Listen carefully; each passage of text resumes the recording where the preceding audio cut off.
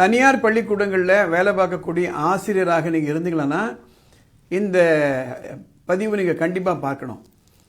31 August 2022 supreme court ஒரு முக்கியமான judgement கொடுத்தாங்க.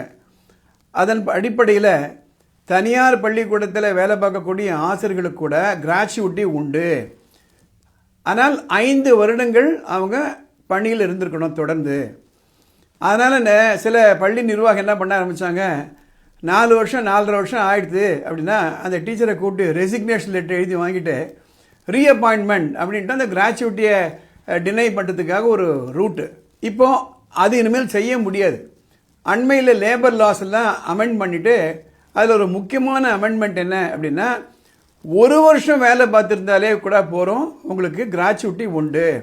5 ஆண்டுகள் வேலை பார்க்கணும்னு இல்லை, ஒரே ஒரு வருஷம் வேலை பார்த்தீங்களான்னா கூட உங்களுக்கு கிராச்சுவிட்டி உண்டு. இதை உங்கள் நண்பர்களுக்கு தெரியப்படுத்துங்க. உரிமை அறிவோம், சட்டம் தெளிவோம் என்பதை பற்றிய ஒரு விழிப்புணர்வுக்காக வானமே இல்லை அறக்கட்டளை இந்த பதிவை நாங்கள் ஏற்றிட்டு வரோம்.